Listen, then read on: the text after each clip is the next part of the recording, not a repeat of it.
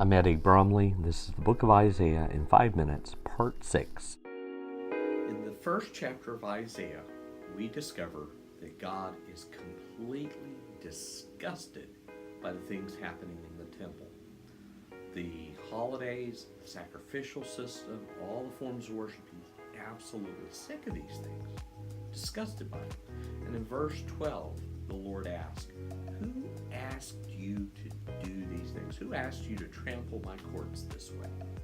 Now, a confused people might have said, "Lord, you did. You asked us. Remember the book of Exodus, the book of Leviticus, the book of Deuteronomy? You asked us to do all these things." But God says, "I've had my fill. I'm done. I'm tired of this." Now, there could be a couple possibilities of what's going on here. Perhaps God has become anti-Semitic. That's unlikely, of course.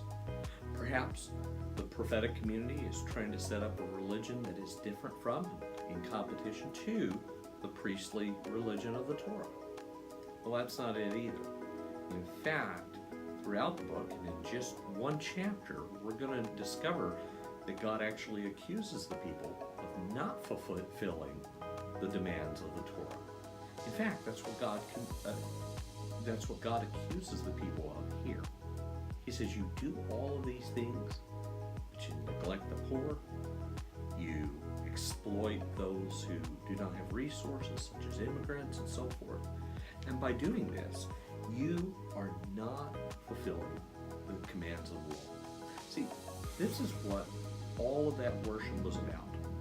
They were given as gifts by God to help maintain and deepen the relationship the people have with God. They were meant to draw them closer to God and to develop in them a holy character, a heart that reflected God's character. Instead, they had neglected these things and had allowed the worship service to become a cheap substitute for a real relationship with God. Here's what God says. You have forgotten to learn to do good, to seek justice. You've forgotten to help the oppressed and defending the orphan. You've forgotten and neglected to fight for the rights of widows. See, these forms of worship were meant to help develop in them a character that was like God's character. And what God says is that if it's not doing that, if you're not drawing closer to me in worship, then these things are useless. They don't stand in as a substitute for what I really want. If I don't have your heart, I don't want your acts of worship. Now, would an application of that be then that formal worship is bad and that more spontaneous worship is more spiritual? Well, I want to answer that with a story.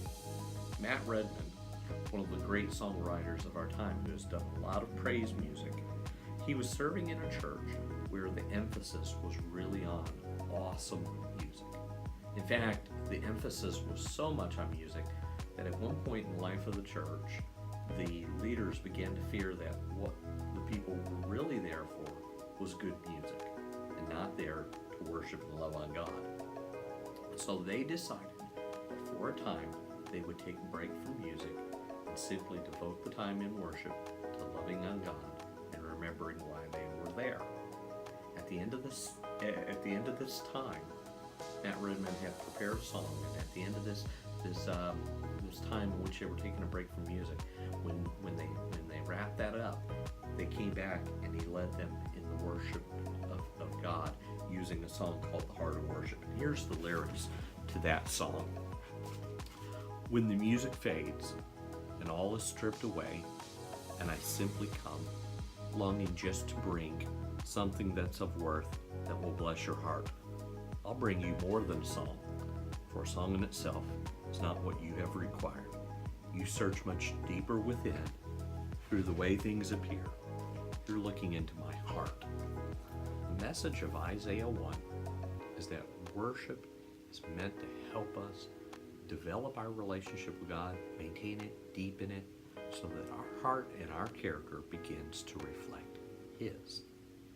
Whenever worship, whether it's formal or informal, becomes a substitute to that, it becomes worthless to God. God doesn't have our heart. He doesn't want our worship.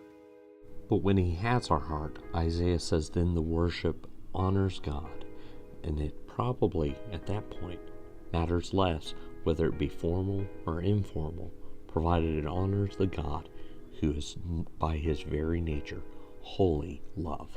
Like this video, please give it the thumbs up, and please subscribe for future content.